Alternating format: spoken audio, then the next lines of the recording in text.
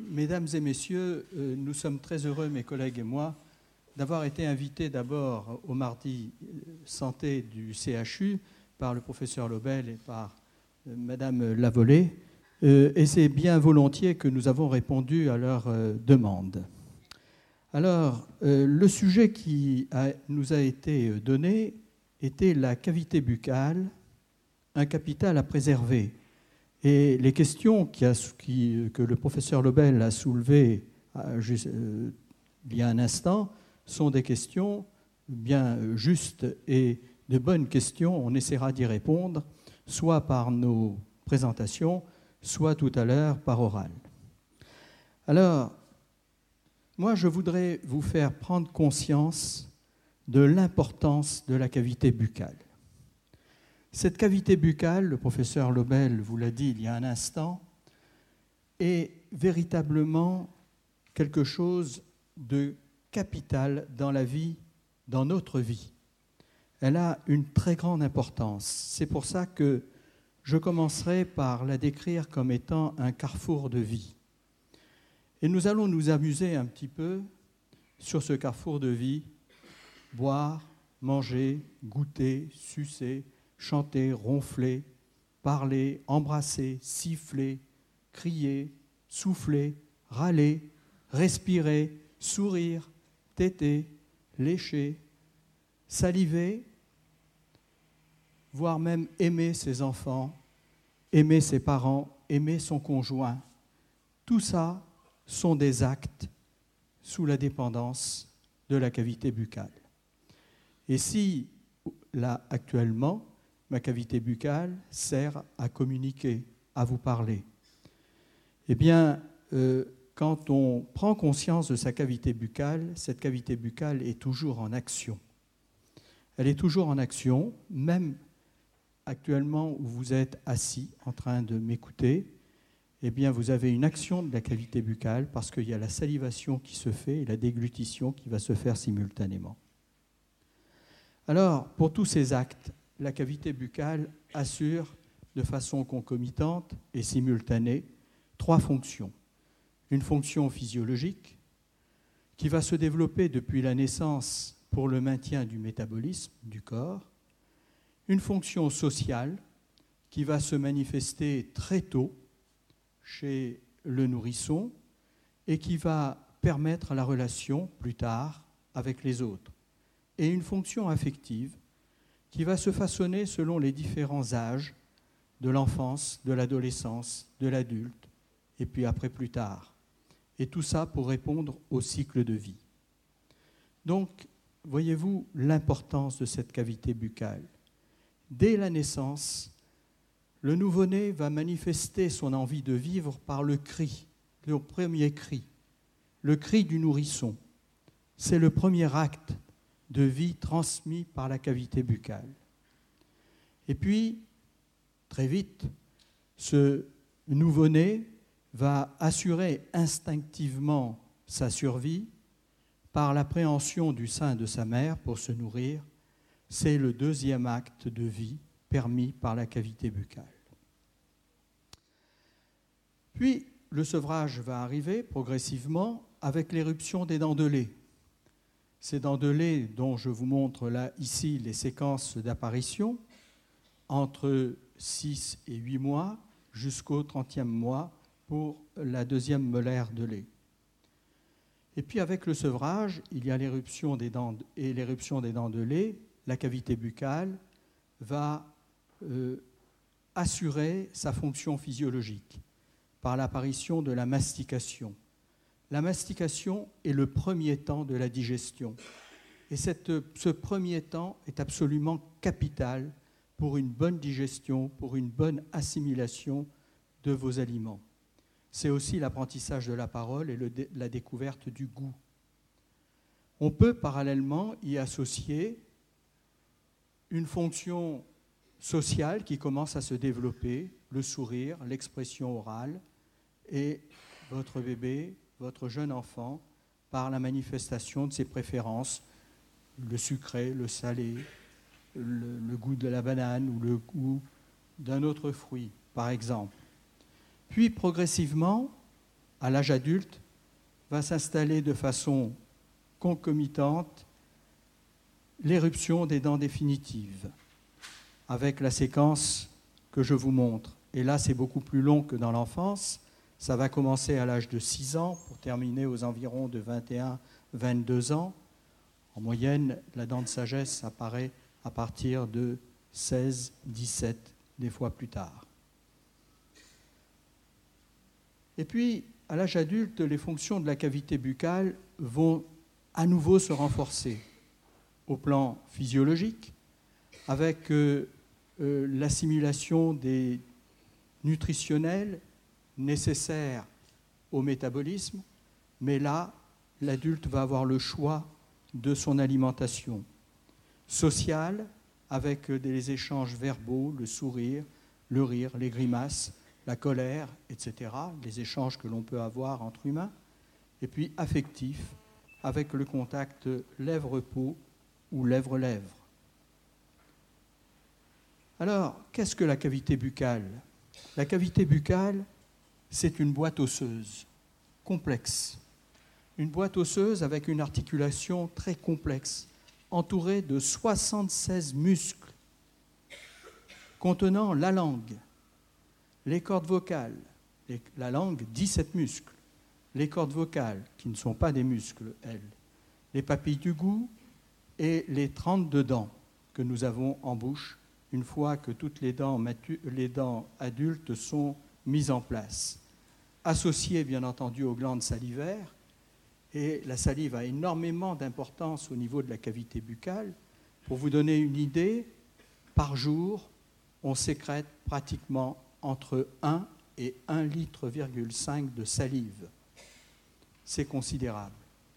Et puis, elle est innervée par la 5e paire des nerfs crâniens qu'on appelle le trijumeau. Cette cavité buccale est un véritable capital de vie qui nous a été donné par la nature et où les dents sont maîtresses du jeu. Et j'insiste bien là-dessus. Les dents et les tissus de soutien de ces dents, vous allez avoir, les dents vont permettre l'équilibre musculaire, vont permettre le bon fonctionnement de l'articulation temporomandibulaire et ces dents vont assurer le premier temps de la digestion, c'est-à-dire la mastication. Alors, il est évident que ce capital doit s'entretenir, doit se préserver et non se dilapider. On pourrait rappeler la parabole des 3 deniers. Cependant, vivre, c'est aussi vieillir.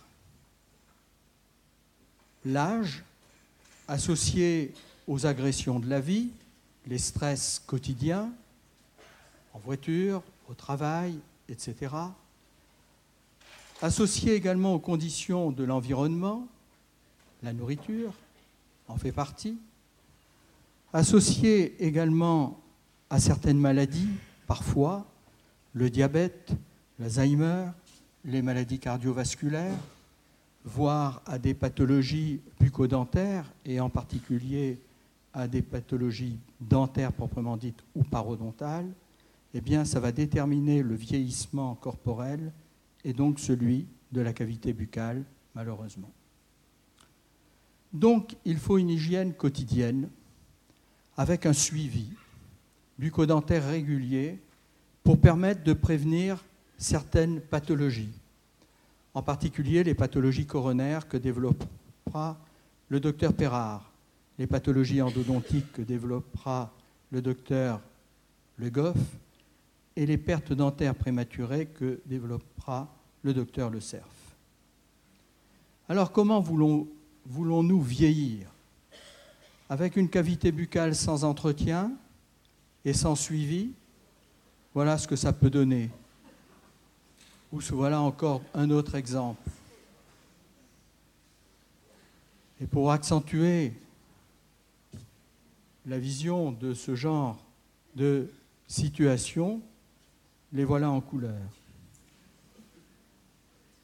Ou alors la cavité buccale avec un entretien et un suivi, eh bien, vous allez avoir ce type de restauration, même s'il existe des stigmates de ces restaurations.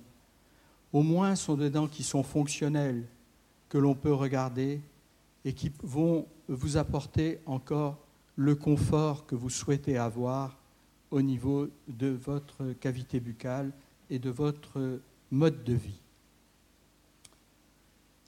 Alors, j'espère, après ces quelques mots, et je vais laisser la parole à mes collègues, j'espère que vous aurez compris que cette cavité buccale est un véritable carrefour de vie et que c'est quelque chose d'exceptionnel. La nature nous a dotés de quelque chose d'exceptionnel.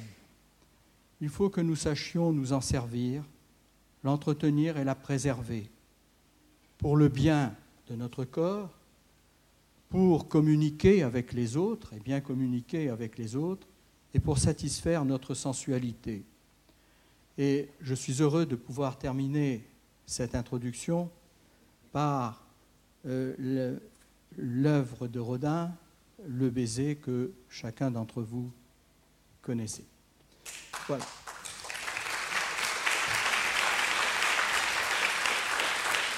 Je vais confier la parole maintenant au docteur Perrard, qui va vous exposer les pathologies coronaires. Mon cher Mathieu, à vous de jouer. Merci. Bonsoir à tous. Alors, il va m'appartenir maintenant de vous expliquer les évolutions des thérapeutiques coronaires, donc les thérapeutiques coronaires qui concernent la partie visible, la couronne de la dent, en odontologie, en prenant deux thématiques, préserver et restaurer. Et tout d'abord, je vais vous raconter l'histoire d'une molaire qui fait son éruption sur l'arcade d'un enfant vers l'âge de 6 ans, et qui très tôt, en l'absence de mise en place d'une prévention adéquate, va développer une carie. Les mois passent, cette carie qui au début évaluée à bas bruit va devenir douloureuse, et donc l'enfant va se plaindre à ses parents et va consulter le dentiste qui va soigner cette dent une première fois, mais comme aucun comportement de prévention n'est toujours développé chez cet enfant, très vite, à l'adolescence, vous savez qu'à l'adolescence, on ne fait pas toujours ce que disent les parents en plus, la dent va se recarier ou l'ancienne restauration va se fracturer. Il va falloir réintervenir sur la dent. En suivant ce cercle vicieux, petit à petit, la dent arrive à l'âge adulte et là, la dent, qui était déjà fortement délabrée, va casser, fragilisée par la restauration qui déjà la reconstituait. Et pour pouvoir la consolider, le chirurgien dentiste va être obligé de réaliser une coiffe, une couronne qui va la cercler, vraiment la consolider. Toujours dans cette méthode chirurgicale invasive, qui était celle qu'on développait encore il y a quelques années, la dent, malheureusement, donc je vous ai montré la couronne, c'était chez, on va dire, l'adulte jeune. Maintenant, chez l'adulte un peu plus confirmé, la personne âgée, la dent va malheureusement devenir mobile en raison d'une perte des tissus de soutien. La gencive, l'os qui maintient la dent va petit à petit se dégrader et le chirurgien dentiste va être obligé d'extraire la dent. Et si cette molaire n'est pas un cas isolé dans la bouche du patient, assez rapidement, malheureusement, on va se retrouver avec des prothèses totales. Mais ça, c'était avant. Parce qu'aujourd'hui, les chirurgiens dentistes, mes confrères, essayent de développer des thérapeutiques différentes, une méthodologie différente, qui est plus basée sur la prévention et l'intervention qu'on qualifiera, nous, de mini-invasive. Les choses sont totalement différentes parce que cette fois-ci, l'enfant, avant même l'éruption de sa molaire sur l'arcade, ses parents l'ont correctement pris en charge, lui ont enseigné les techniques de brossage, en collaboration avec le chirurgien dentiste avec qui il a fait connaissance très tôt, pour ne pas avoir besoin d'aller le voir le jour où l'enfant a déjà très mal, ce qui est compliqué pour la prise de contact, vous le concéderez. Donc l'enfant est emmené chez le dentiste alors que tout va encore très bien pour lui. Et le dentiste va lui expliquer un certain nombre de choses, éventuellement prescrire une complémentation en fluor et réaliser, le cas échéant, parce que là, on est un enfant qui n'a pas été tout à fait sage quand même, et qui a développé une petite carie au niveau du sillon. Elle est traitée en dégradant le moins possible la dent, et préventivement, le dentiste, dans les sillons périphériques, ici. Hein, la flèche, elle n'est pas très... Je vais faire avec ma flèche sur l'écran, ça va être plus simple. Dans les sillons périphériques ici, est installée une légère résine qui va servir à sceller ces sillons et en fait prévenir l'apparition de caries. Comme l'enfant a bien compris, il a eu mal une fois, maintenant il fait attention, puis il est attentif, ses parents le soutiennent, il traverse l'adolescence sans problème, et malheureusement, vous savez qu'à l'âge adulte, ou en tout cas au début de l'âge adulte, pendant les études, c'est une période où les statistiques récentes le montrent, les jeunes adultes suivent moins leur soins dentaires parce que d'une part, ils sont moins encadrés, ils sont des fois... la vie étudiante permet de s'affranchir du foyer familial et donc de la maman qui va régulièrement leur dire de prendre rendez-vous. Et ces jeunes adultes consultent beaucoup moins, aussi peut-être parce qu'ils n'ont pas toujours les moyens, malheureusement. Ou ils pensent ne pas avoir les moyens, parce que tous ces soins, bien évidemment, sont remboursés. À l'âge adulte, donc une carie se développe, elle est soignée, là aussi en préservant au maximum les tissus périphériques, et la personne va pouvoir vieillir sereinement sans avoir d'autres traumatismes sur cette dent. Voilà. Pour arriver à cette méthode préventive, vraiment, et mini-invasive, la partie prévention est essentielle. L'hygiène bucco-dentaire, vous en avez déjà beaucoup entendu parler parce qu'elle est déjà largement relayée par les campagnes dans les médias. Mais la dentisterie actuelle préconise d'utiliser, en tout cas mes confrères, il y a des études nombreuses qui ont été menées sur le sujet, d'utiliser d'une manière générale une brosse à dents souple. On va y revenir tout à l'heure, je vais vous expliquer pourquoi, mais prenez-en déjà note, les brosses à dents dures sont à proscrire. Je ne vous ferai pas de publicité, je ne vous donnerai pas de nom de marque ni de modèle. Il y en a nombreuses qui sont tout à fait adaptées. Et cette brosse à dents souple peut être accompagnée de différents types de dentifrices qui seront plus ou moins adaptés à la situation de votre bouche. Là aussi, parlez-en à votre chirurgien dentiste, sera le mieux à même de vous prescrire le dentifrice le plus adapté. La deuxième chose au niveau de l'hygiène dont on parle malheureusement beaucoup moins, c'est l'hygiène alimentaire. On en parle à propos de l'obésité, par exemple, ou d'autres problèmes, mais assez peu à propos de l'hygiène bucco-dentaire. Et pourtant, elle a une part prépondérante dans le développement de la carie et d'autres pathologies dans la bouche. Je vais y revenir également. Donc, je vous ai dit, je ne ferai de publicité pour aucune marque, mais je dois quand même préciser que le modèle de brosse à dents que j'ai présenté ici à droite est non homologué et donc évidemment totalement à proscrire. Pour qu'on puisse bien se comprendre, et puisque je suis le premier à parler des dents, je vais vous faire un rapide récapitulatif de la constitution de la dent. Et je vous ai présenté une dent ici en coupe. La couronne, c'est donc la partie apparente de la dent ici, avec l'émail, le tissu le plus dur de l'organisme qui recouvre la couronne. Et en dessous, il y a la dentine, l'ivoire de la dent, qui est un tissu vivant qui est lui-même incorporé à l'intérieur de l'os, de l'alvéole, qui maintient la dent, sous le tissu gingival. À l'intérieur de cette pulpe, outre les vaisseaux et les nerfs qui vont irriguer et innerver la dent, vous avez tout un tas de cellules qu'on appelle les odontoblastes, qui sont réparties en palissades le long de la paroi de la pulpe, et qui sont les cellules qui ont sécrété la dentine, qui sont toujours présents à l'intérieur, et qui ont un rôle vraiment prépondérant dans les mécanismes de défense face à la carie, par exemple, mais également dans les phénomènes de perception nerveuse. Maintenant qu'on est un petit peu au point sur la constitution de la dent, je vais vous parler à proprement parler du nerf de la guerre, la carie dentaire. Il faut savoir, le professeur Lobel, vous l'avez déjà dit tout à l'heure, en France, 30% des enfants de moins de 12 ans présentent au moins une carie à soigner, donc une carie active. Ça augmente à 50% chez les adolescents, toujours parce qu'ils ne font pas ce que leurs parents leur disent, 40% chez les adultes et 37% chez les personnes âgées.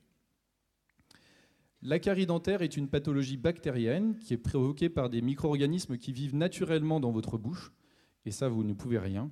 Ces micro-organismes peuvent rester tout à fait inoffensifs, mais si on n'adopte pas des bonnes pratiques d'hygiène, ils peuvent se révéler redoutables. Ces bactéries, vous pouvez les voir dans la glace. Le soir, il faut avoir attendu un petit peu avant de vous brosser les dents. Donc le soir, avant de vous brosser les dents, il suffit de gratter avec votre ongle ou avec un petit instrument. Et vous allez, sur la surface de la dent, décoller ce petit enduit blanchâtre qui est un biofilm, la plaque dentaire, telle que vous en avez sans doute entendu parler, et qui est en fait constituée quasi essentiellement de bactéries. Ces bactéries, elles ont la particularité de se nourrir des sucres apportés par votre alimentation. Lorsque vous vous nourrissez, elles se nourrissent aussi. Et leur métabolisme provoque la sécrétion d'un déchet, deux déchets, qui sont principalement des acides, comme l'acide lactique. Et c'est cet acide qui va être capable d'attaquer la surface de l'émail, de provoquer une déminéralisation, une libération du calcium que contient cet émail. L'émail va se ramollir en quelque sorte et va petit à petit se désagréger. C'est comme ça que fonctionne essentiellement la carie. Au début, c'est superficiel, et puis progressivement, l'émail est traversé, et c'est la dentine sous-jacente qui se retrouve à nouveau atteinte. Et c'est généralement à ces stades-là que la carie va pouvoir éventuellement devenir sensible. Alors, je vais vous présenter plusieurs types de caries. Ça, c'est une carie qui se développe entre deux dents.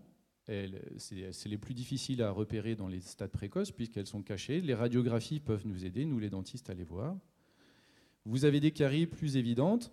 Là, c'est la carie typique qui va arriver au patient qui est représenté sur cette diapositive, parce que la plaque dentaire qui reste au niveau du collet, lorsqu'elle n'est pas bien nettoyée, va provoquer ce type de carie au niveau du collet, puisque c'est un endroit un petit peu plus difficile à nettoyer si on ne fait pas attention.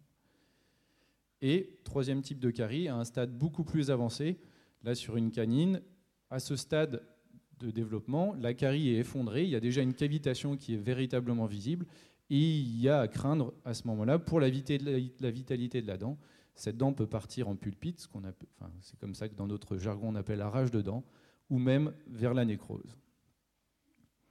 Fort heureusement, notre organisme est adapté, et la salive en particulier, va contenir un certain nombre de mécanismes de défense qui vont permettre à la dent et à la bouche de se défendre face à l'agression des bactéries. Pour faire simple, la salive contient déjà des anticorps qui vont pouvoir contrer l'action des bactéries, mais également elle est capable, par le calcium qu'elle contient, de reminéraliser la surface de l'émail qui a été préalablement délabrée par l'action des bactéries. Et là, c'est là qu'intervient le critère essentiel du comportement alimentaire.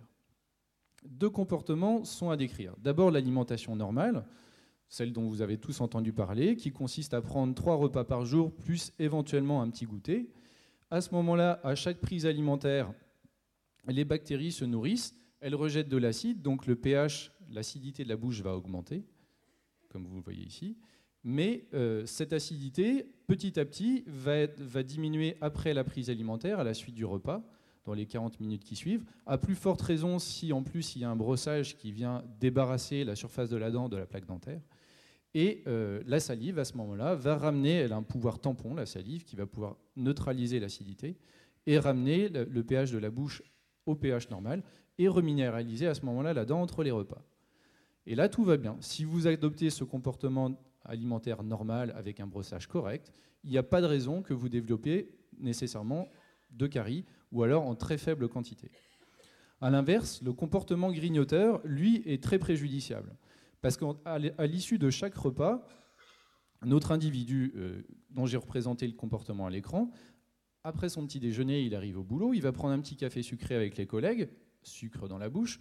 Donc l'acidité qui avait commencé à redescendre, elle n'a pas le temps de se stabiliser, elle réaugmente à nouveau.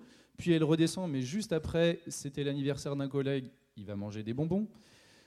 Tout le monde passe à table le midi, mais en sortant de table, on ressort, on ramène du réfectoire un soda qu'on va siroter pendant l'après-midi. On va éventuellement prendre un fruit pour le petit goûter, un fruit qui sera assez acide. Et éventuellement, après, à l'apéro, des gâteaux apéritifs.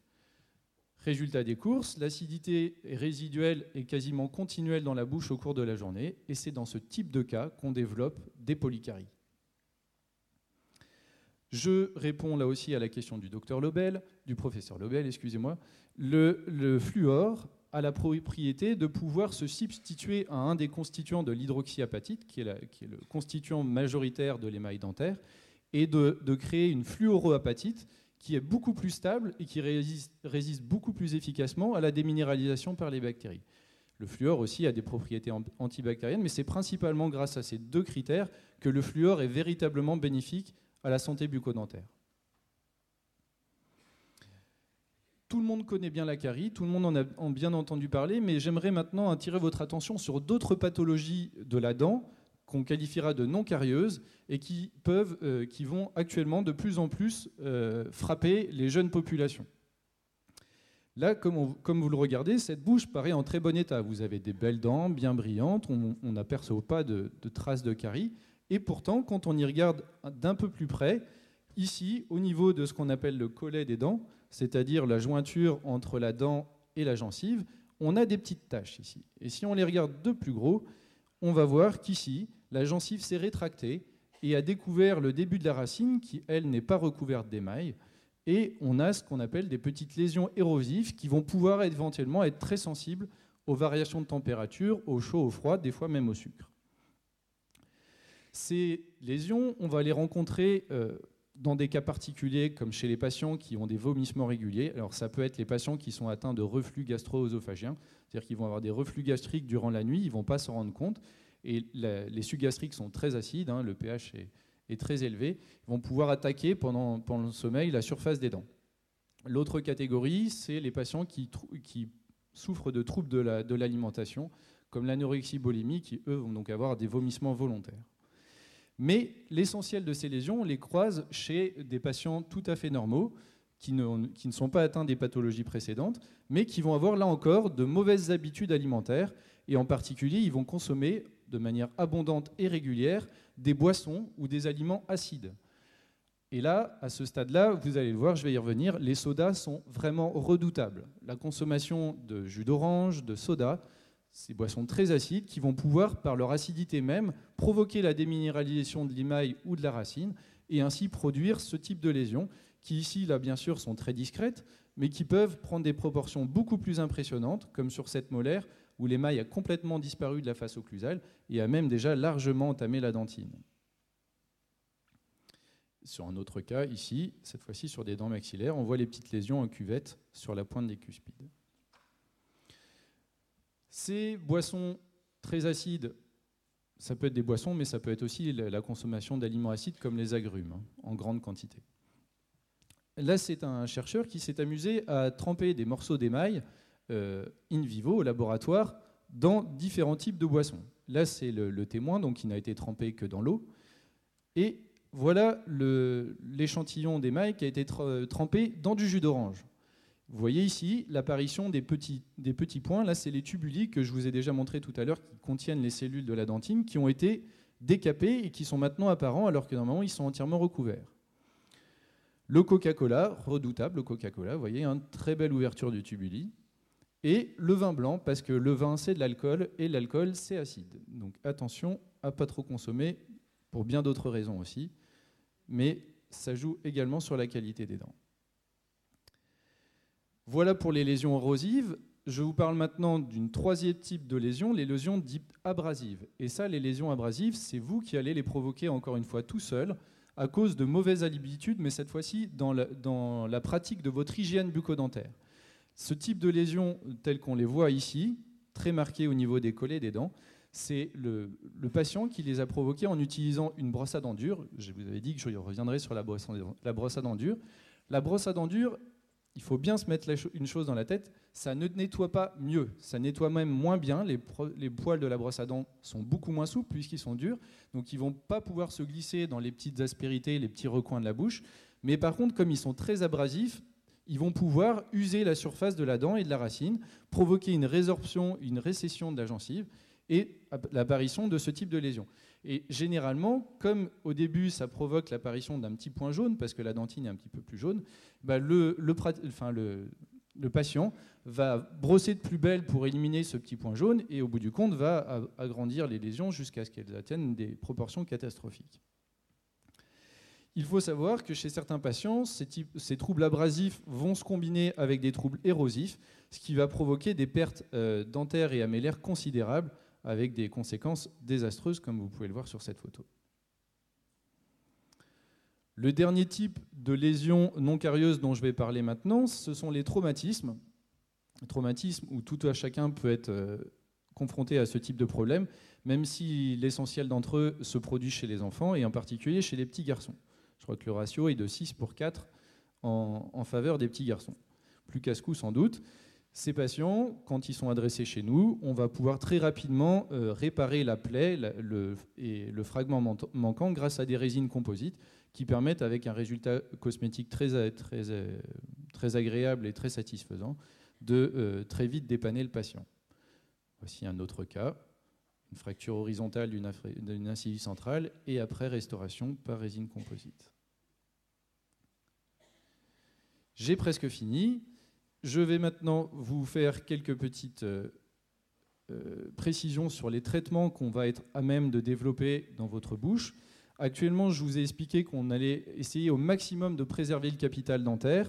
Le capital dentaire, vous en voyez ici sur la carie, il est entamé par de légères caries peu invasives, et ces légères caries peu invasives sont maintenant traitables par des méthodes non chirurgicales, c'est-à-dire que votre dentiste sera en mesure de vous prescrire un traitement à base de fluor ou d'autres produits pour reminéraliser ces caries plutôt que d'aller les cureter. Il est également possible, grâce à de nouveaux instruments, de réaliser des très petites cavités. Vous voyez sur ce sillon une très petite carie qui va être curetée en préservant tous les tissus périphériques et obturée grâce à une résine composite. Les résines composites qui ont fait d'énormes progrès, puisque maintenant les valeurs d'adhésion, depuis les premières générations d'adhésifs, ont été multipliées par 20. Il est, dans le cas de caries plus développées, plus abondantes, possible de les obturer grâce à des restaurations à l'amalgame, qui reste un excellent matériau d'obturation, comme vous le voyez sur cette diapositive, mais également grâce à des résines composites. Vous voyez ici le curetage de la cavité, le comblement progressif au composite et la restauration prêt à l'usage. Lorsque ces restaurations sont trop volumineuses, il est possible de réaliser une petite pièce prothétique réalisée au laboratoire ou par une machine-outil. Vous en voyez un ici à l'écran, qui sera possible de sceller, de coller à la surface de la dent et d'obtenir, là encore, des restaurations extrêmement bien intégrées et esthétiques. En conclusion, pour conclure mon propos, vous pourrez me poser des questions tout à l'heure. Il faut retenir que les pathologies de l'organe dentaire ne se limitent pas à la carie, que l'hygiène buccale et alimentaire sont nécessaires à la prévention de ces lésions et il faut consulter son dentiste dès le plus jeune âge.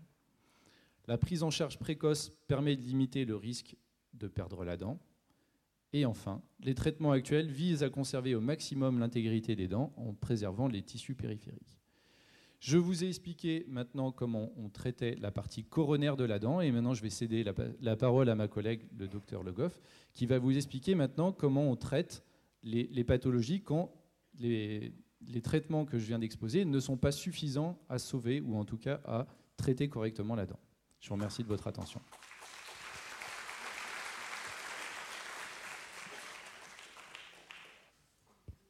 Bonsoir à tous. Est-ce que vous m'entendez bien là ? Oui, ça va ? C'est bien. Ok. Donc moi, je vais vous parler de la dent qu'on cherche toujours à maintenir sur l'arcade, bien qu'il lui soit arrivé quelques désagréments et quelques dommages. Voilà. Donc moi, il faut savoir que quand un dentiste va vous proposer de vous dévitaliser une dent, de faire ce qu'on appelle un traitement endodontique, c'est jamais de gaieté de cœur. Nous, on va toujours chercher, comme dans l'esprit de ce que vient de décrire mon collègue le docteur Perrard, on va toujours rechercher à maintenir au maximum l'intégrité de la pulpe, ce que vous voyez à l'écran là. On va essayer toujours de garder les dents vitales. Mais malheureusement, il est dans certaines circonstances, les circonstances les plus fréquentes, ce sont les traumatismes, on en a parlé. Alors, en général, c'est les accidents de la voirie ou au cours des activités sportives. C'est rarement des histoires de couple, mais peut-être, on ne nous dit pas tout. Mais c'est vrai que si vous avez des enfants ou des petits-enfants, dans la mesure du possible, on ne peut pas prévenir les traumatismes, sauf parfois quand même, dans les sports un peu violents, on peut conseiller aux enfants de porter des gouttières de protection, parce qu'il nous arrive de voir des dégâts, mais terribles, des fractures ou même des expulsions de dents. Bon là, je ne parle plus de dents dévitalisées, parce que malheureusement, la dent, quelquefois, on ne peut pas la remettre sur les arcades, quelquefois on peut. Mais donc, les traumatismes font partie, quand le fragment de la dent est important, font partie des motifs de dépulpation. Mais le plus fréquent reste aujourd'hui, je dois vous le dire, toujours la carie profonde. Et ce que je voulais vous faire passer comme message aujourd'hui, c'est qu'il faut bien savoir qu'une carie ne progresse pas en quelques semaines, en quelques mois dans une cavité buccale, d'autant plus que cette cavité buccale est entretenue avec un dentifrice fluoré, ce qui retarde largement la progression des caries. Une carie met plusieurs années pour progresser de la surface de l'émail jusqu'à la proximité pulpaire. Et c'est pour ça que, si on veut vous faire passer un message aussi ce soir, c'est pas pour rien qu'on demande, que les chirurgiens dentistes demandent à leurs patients de venir les voir régulièrement chaque année, parce que par-dessus tout, on aimerait voir les patients avant que les dents leur fassent mal, avant qu'il ne soit trop tard et qu'on doit dévitaliser les dents.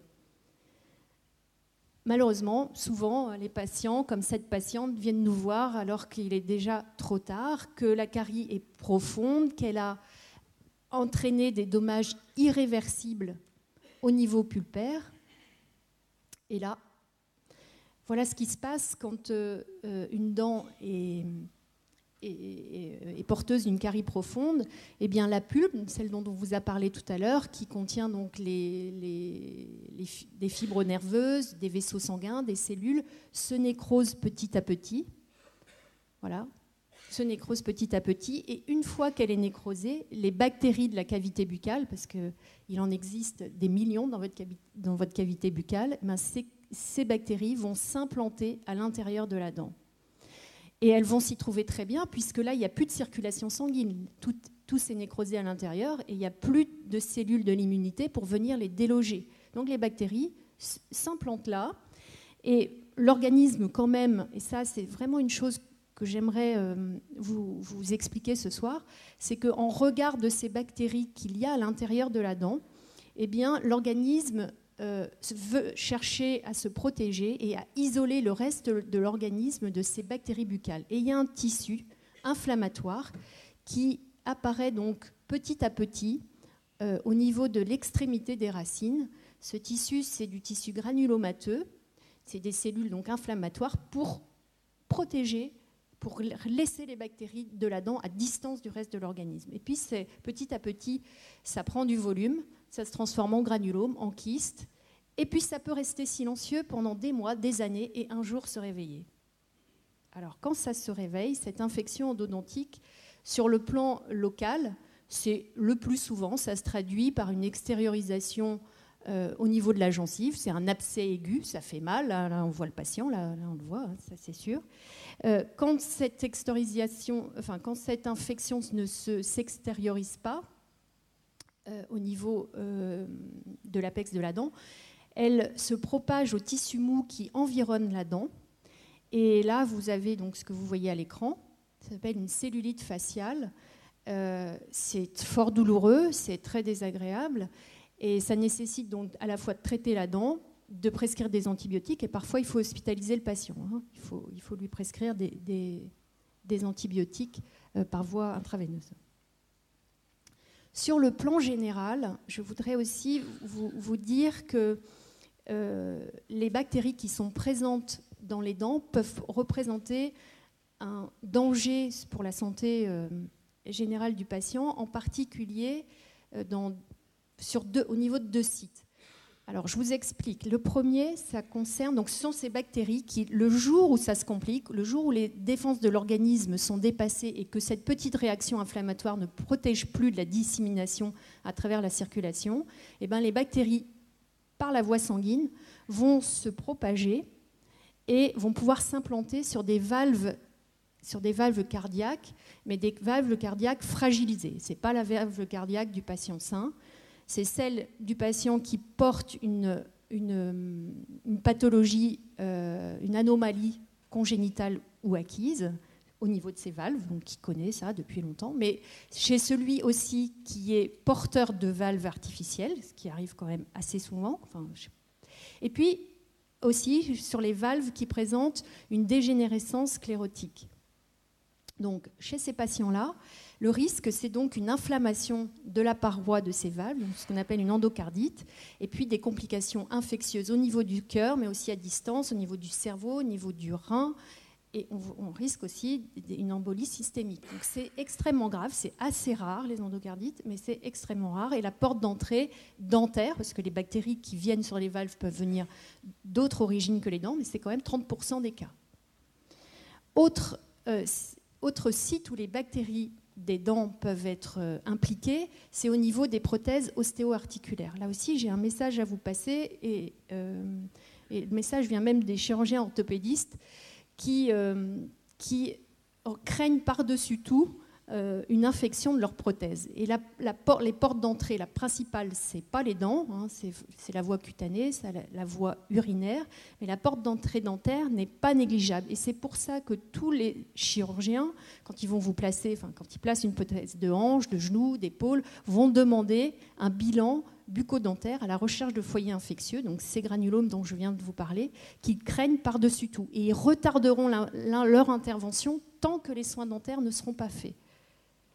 Et la fréquence d'apparition des infections sur prothèse de hanche, c'est que 2%, mais il y a beaucoup de prothèses de hanche de poser, et c'est extrêmement grave parce qu'il faut déposer la prothèse, on ne peut pas en remettre une autre avant plusieurs mois, le patient est extrêmement handicapé, donc voilà ce que je voulais vous dire. Alors autrement, je vais vous parler un peu de nos pratiques, juste pour vous expliquer ce que c'est qu'une dévitalisation.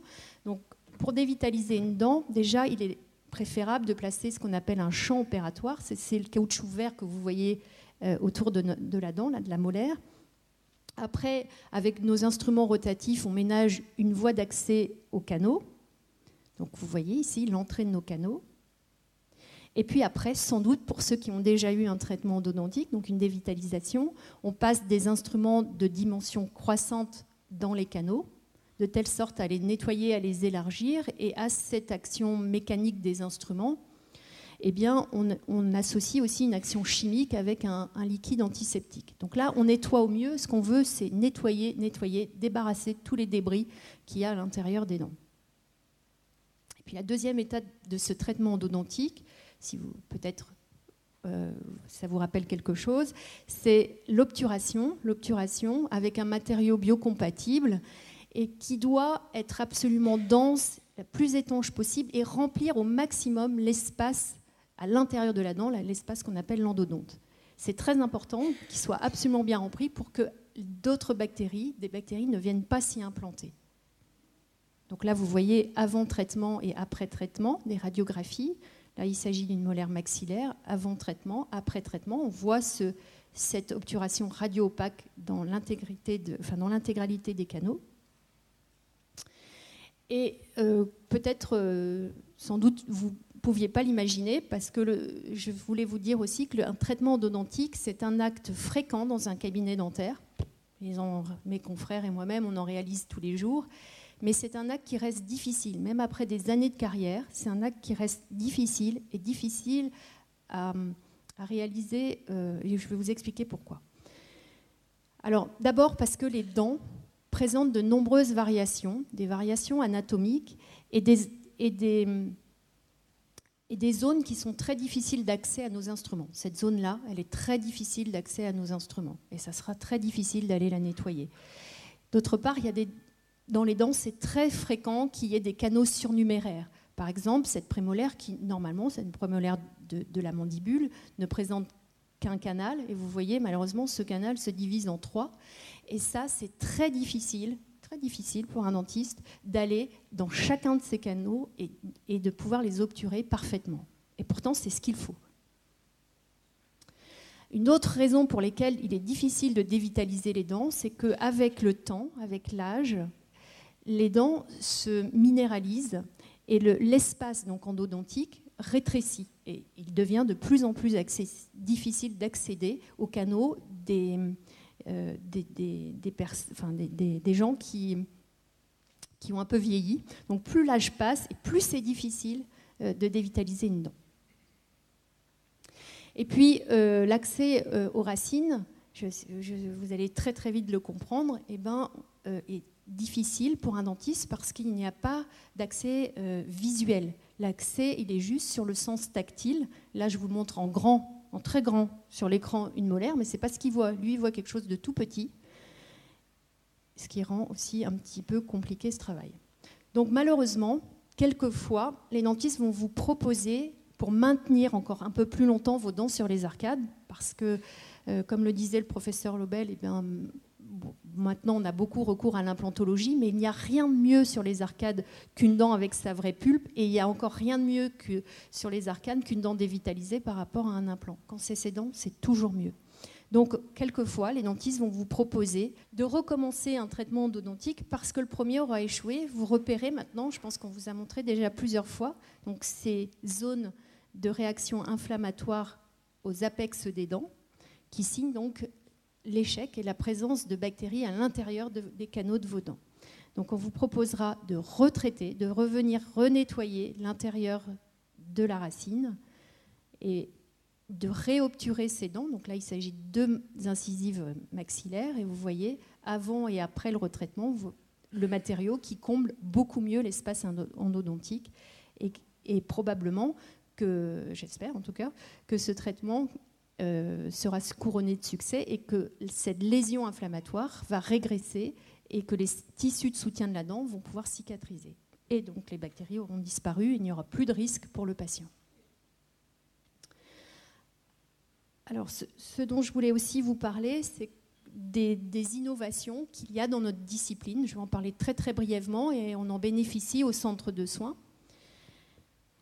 D'abord, certaines de nos traitements endodontiques, quand ils sont très délicats, sont réalisés sous microscope.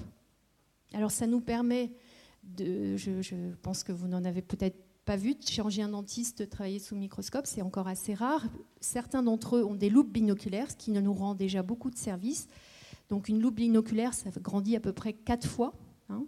Et un microscope, nous, dans notre discipline, on utilise un grossissement de 10 à 20 fois.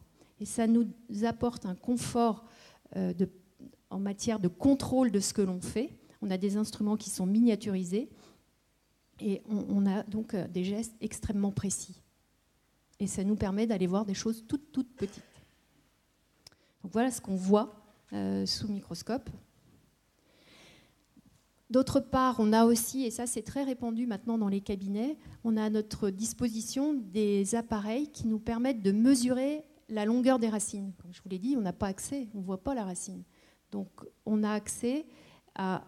Et je vous ai aussi dit tout à l'heure qu'on cherchait à remplir complètement le canal. Il ne faut pas laisser une portion qui n'est pas obturée. Donc on dispose de petits matériels, et je vais vous montrer à quoi ils ressemblent, parce que, voilà, qui nous permettent donc d'obtenir la réelle longueur des racines.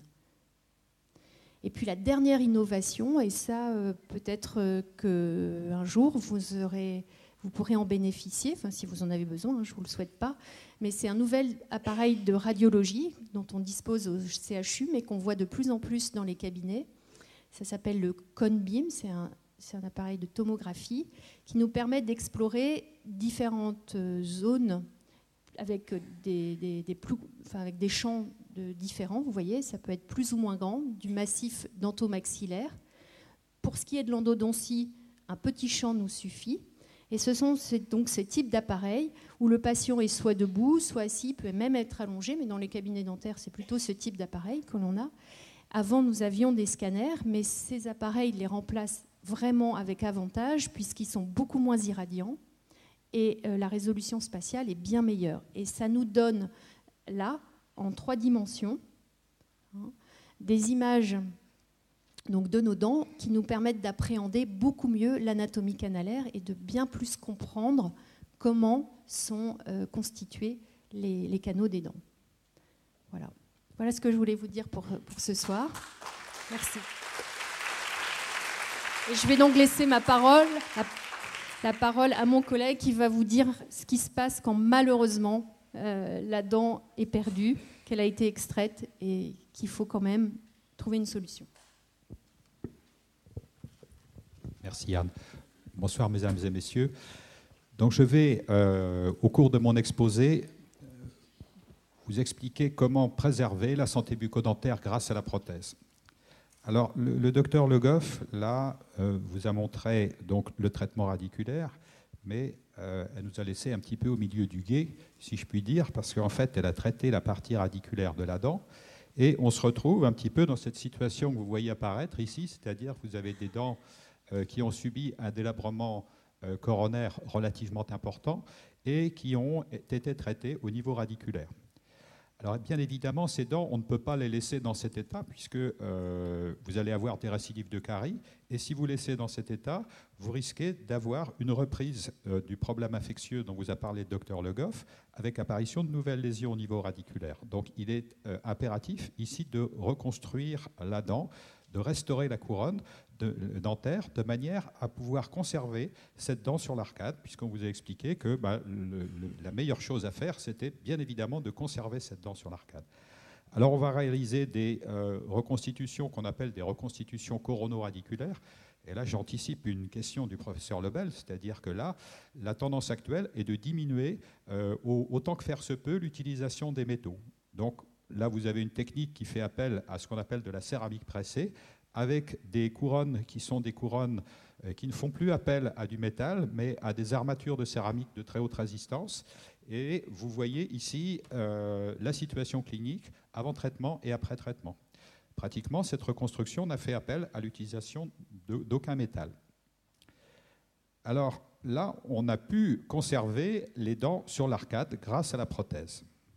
Mais malheureusement, on ne voit pas toujours les patients à un stade qui nous permet de traiter, et la maladie carieuse dont on vous a parlé progresse et on se retrouve dans des situations cliniques semblables à celle-ci, c'est-à-dire que vous avez une atteinte ici interradiculaire ou une atteinte carieuse qui va être infraosseuse, et là on ne pourra plus conserver la dent sur l'arcade. Alors ce sont des situations qu'on rencontre. Ici vous avez une situation clinique avec sa vue radiographique où on voit ici les lésions dont parlait le docteur Le Goff tout à l'heure.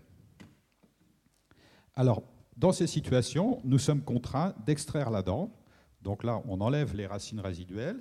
Et qu'est-ce qui va se passer? On va se retrouver dans cette situation. L'alvéole va cicatriser et on va se trouver dans cette situation clinique que vous voyez sur la diapositive à droite. Alors, bien évidemment, là, on ne peut plus réaliser de couronne. Tout simplement parce qu'il n'y a plus de racines. On ne peut réaliser une couronne que lorsqu'il y a une racine. Donc là, ça va entraîner, et on va l'expliquer tout de suite, un certain nombre de troubles, le fait de ne pas remplacer cette dent. Je vais vous expliquer ça tout de suite.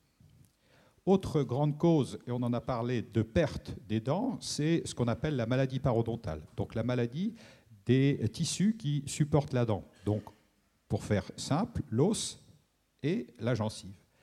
Alors comment ça marche? Votre plaque, la plaque dentaire dont on a parlé tout à l'heure, elle va se calcifier, ça va faire le tartre. Si ce tartre n'est pas éliminé, on a une inflammation gingivale qui va se traduire par une lyse osseuse. C'est-à-dire que cette lyse osseuse, le tissu qui va supporter la dent va disparaître et la dent va tomber. Alors ça peut se produire sur quelques dents, ça peut se produire sur l'intégralité des dents de l'arcade. Et lorsque ça se produit sur l'intégralité des dents de l'arcade, on a perdu toutes les dents. Donc, pourquoi traiter maintenant dès l'instant où on a une dent qui est absente? Alors ici, je vous ai schématisé une dent perdue et je vais rappeler un tout petit peu ici quelles sont les résultantes des forces qui s'exercent sur les dents. La résultante des forces qui s'exercent sur les dents, au plan horizontal, ont une direction qu'on appelle direction mésiale, c'est-à-dire vers l'avant de la bouche. Et ces forces se retrouvent au niveau des incisives centrales, comme on le voit ici, et c'est un petit peu comparable à une voûte architecturale, et avec la clé de voûte qui bloque l'ensemble, si bien que l'arcade est équilibrée. Au plan vertical, vous avez d'autres forces qui sont des forces qui vont avoir tendance à lutter contre l'usure des dents. Vos dents, tout au long de la vie, elles ont tendance à s'user. Mais il y a un phénomène qu'on appelle l'égression compensatrice qui fait qu'entre le patient jeune et le patient un petit peu plus âgé, ce qu'on appelle l'étage inférieur de la face, donc pour faire simple, la distance qui existe entre le nez et le menton reste constante, ce qui maintient une esthétique satisfaisante. Si vous avez des dents absentes, on se retrouve dans une situation clinique semblable à celle-ci, et là, on a ce qu'on appelle une perte de dimension verticale, qu'il faudra traiter évidemment par la prothèse. Donc les conséquences des pertes de dents avec ces mouvements dont on vient de parler, quelles sont-elles? Vous allez avoir donc un changement considérable, les dents vont migrer elles vont se déplacer, les dents maxillaires qu'on voit ici vont descendre, et vous avez une perte des points de contact avec l'apparition de caries. Alors c'est une situation qui est extrêmement fréquente. Ici, sur cette petite animation, dans le secteur ici,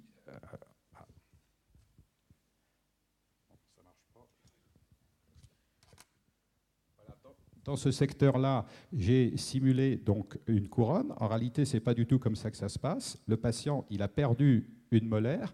Et là, qu'est-ce qui va se passer?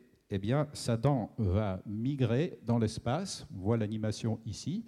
Voilà la migration qui se fait. Et voilà donc la situation clinique, où on voit ici, en fait, la dent qui est complètement versée ici. Autre conséquence de cette absence de traitement, c'est la perte des points de contact. Les dents bougent, ici vous perdez le point de contact, et à ce moment-là, qu'est-ce qui va se passer? Eh bien, vous avez des bourrages alimentaires qui apparaissent, et vous avez l'apparition de caries ici, là, avec donc la situation clinique ici. Donc une situation semblable à ce qu'a décrit le docteur Mathieu Perrard tout à l'heure, c'est-à-dire c'est une situation où les caries sont pratiquement inapparentes. Et puis, vous avez des situations un petit peu plus importantes. Vous avez perdu plusieurs dents. Et là, donc, à la suite des mouvements dont on a parlé précédemment, qu'est-ce qui va se passer? Eh bien, vos dents maxillaires, ici, vont descendre et venir pratiquement toucher la gencive antagoniste. Et là, on peut être amené à extraire des dents, tout simplement parce que le patient, il se mord la gencive antagoniste. Alors ici, vous avez deux petites situations cliniques où ici, vous voyez que cette dent vient toucher la dent antagoniste et ici, une situation sur un modèle encore plus importante où les dents du haut sont complètement venues mordre la gencive antagoniste.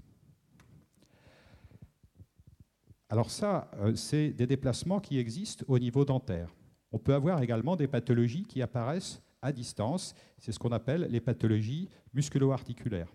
Lorsque votre patient va mastiquer, classiquement, voilà, il mastique, les dents vont aider à revenir toujours dans une position qui va être une position équilibrée. Et puis, votre patient, il perd ses dents. Donc, quand il perd ses dents, qu'est-ce qui se passe dans un premier temps? Eh bien, ça marche toujours bien. Et puis, petit à petit, voilà, qu'est-ce qui va se passer? Vos dents antagonistes vont descendre, ce qu'on a vu ici sur la situation clinique. Ici, vous voyez, c'est descendu, ici dans l'espace laissé libre, parce que ce n'était pas remplacé. Et petit à petit, au niveau fonctionnel, vous allez voir apparaître des troubles qu'on appelle occlusaux, c'est-à-dire que là, les dents ont bougé, ça va buter. C'est ce qu'on appelle un contact prématuré, ici. Et votre patient n'aime pas du tout cette situation. C'est une situation qui est extrêmement inconfortable. Vous avez l'ensemble des forces masticatoires qui s'exercent sur deux dents seulement. Donc le patient va chercher à avoir ce qu'on appelle une occlusion d'intercuspidie maximale. Il va chercher un contact maximum entre les dents du haut et les dents du bas. Et donc, qu'est-ce qui va se faire? Vous allez avoir un glissement vers l'avant, ici, et vous allez vous retrouver dans une situation comme celle-ci. Et votre patient va avoir, vous allez avoir l'impression que votre patient, il est prognate. Les forces qui vont s'exercer sur les dents vont faire que vous allez avoir des migrations ici, comme on peut le voir ici sur ces deux diapositives, avec des dents écartées. Et vous avez apparition de troubles au niveau articulaire et au niveau musculaire, avec des douleurs musculaires et des douleurs articulaires. Alors, donc, en absence de traitement, qu'est-ce qui se passe? Vous avez donc l'apparition de migration dentaire, l'apparition de caries dentaires, l'apparition d'une perte de dimension verticale, et vous avez l'apparition de pathologies musculaires et de pathologies articulaires. Ce qui nous amène à dire qu'il faut impérativement remplacer toute dent perdue et le faire rapidement. Alors, quels sont les moyens à notre disposition? Là, je vais répondre un petit peu aux questions du professeur Lobel de tout à l'heure. Quelles sont les solutions? Les solutions, vous avez des solutions de prothèses fixées. Vous avez des solutions de prothèses qu'on va appeler amovibles partielles parce qu'elles vont remplacer seulement une partie des dents absentes. Et vous avez des solutions de prothèses totales. Et enfin, la solution qui avait été évoquée en début d'exposé, qui est la solution implantaire. L'implant, c'est une racine artificielle qui vient remplacer la racine perdue. Alors, le bridge, solution que tout le monde a entendue. Qu'est-ce que c'est qu'un bridge? En fait, c'est exactement comme vous l'avez ici. Vous devez supporter une charge, vous prenez un appui devant, un appui derrière, et puis vous avez une travée de pont ici qui supporte en s'appuyant sur les appuis devant et derrière. Ça peut comporter donc quelques appuis comme ça peut comporter un grand nombre d'appuis. C'est-à-dire que là, vous allez avoir un bridge qui va intéresser l'intégralité de l'arcade. Alors, comment ça marche, un bridge? Eh bien, là, vous allez devoir préparer donc une dent antérieure. Alors là, on est contraint de passer à un instrument que les patients n'aiment pas, c'est la turbine, la roulette.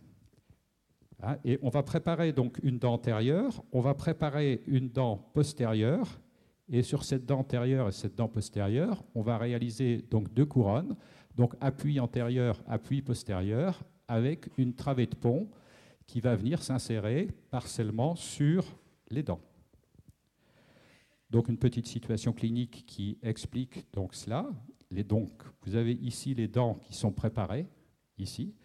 Là a été réalisée une prothèse qui est une prothèse dite céramo-céramique, c'est-à-dire que là, vous n'avez aucun métal, vous voyez.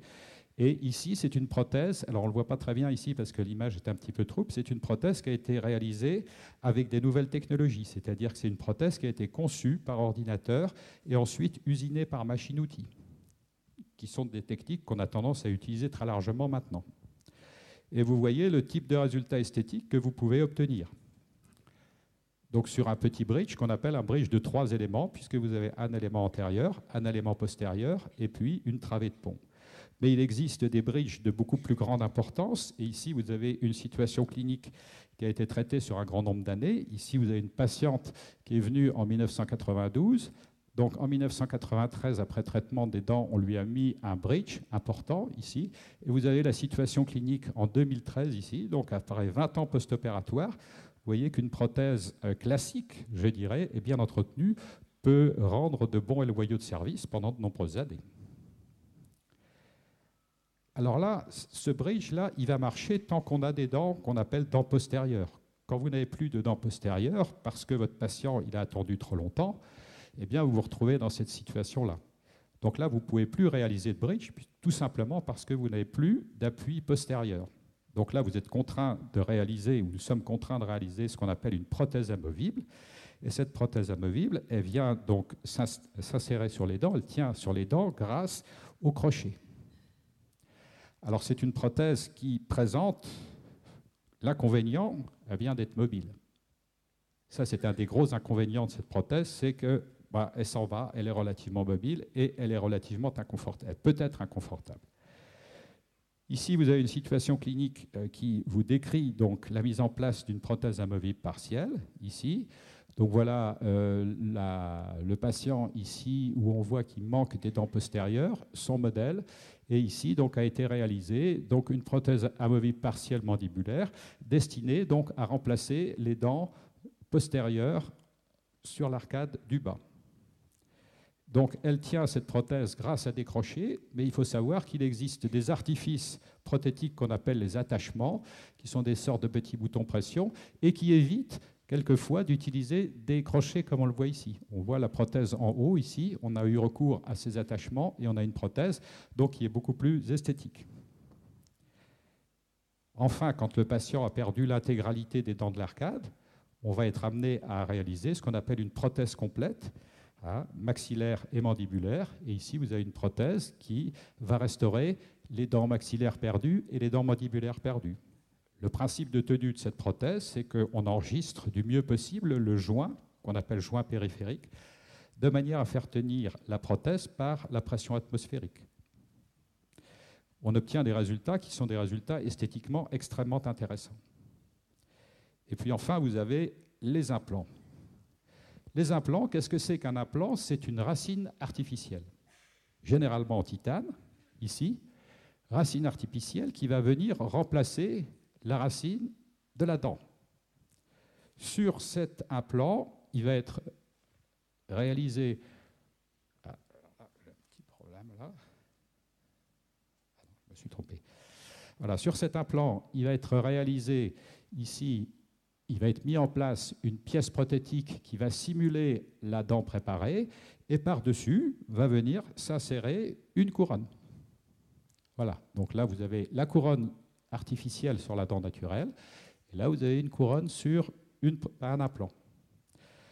Donc c'est une technique qui est indiquée évidemment dans le traitement de l'édentement unitaire, comme quand il n'y a qu'une seule dent qui est absente, ici.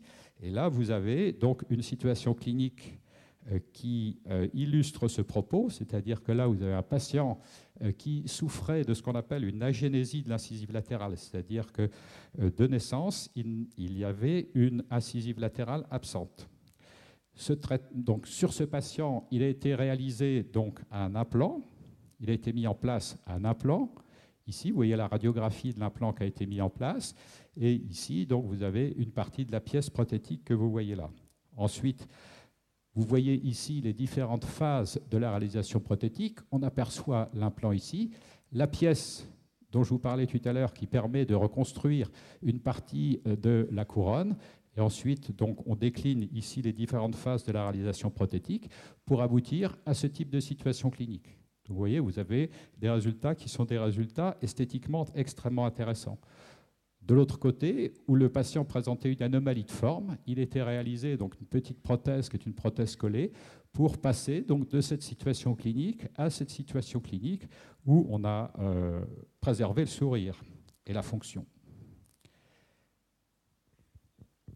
Enfin, les implants sont extrêmement utilisés, et ça c'est souvent une très grosse indication des implants, c'est la stabilisation donc, des prothèses complètes par des implants. Donc là, je reprends donc, la situation précédente, c'est-à-dire que là, vous avez un patient pour lequel, ou qui a bénéficié d'une prothèse totale bimaxillaire, donc maxillaire et mandibulaire, et il faut stabiliser cette prothèse. En général, la prothèse du bas, la prothèse mandibulaire, qui est toujours beaucoup plus instable. Alors, comment ça marche, cette stabilisation? Vous avez donc l'implant qui est mis en place. Sur l'implant, vous mettez un attachement qu'on appelle un attachement boule, et dans la prothèse, vous mettez une contrepartie, un petit peu comme un bouton pression sur une blouse, et ça vient se clipper donc, sur cette partie supérieure de l'implant. Alors ça, c'est une technique qui est relativement facile de mise en œuvre au niveau thérapeutique et qui rend vraiment de très très grands services à nos patients parce que ça stabilise de manière extrêmement satisfaisante cette prothèse du bas qui a tendance à être souvent très mobile.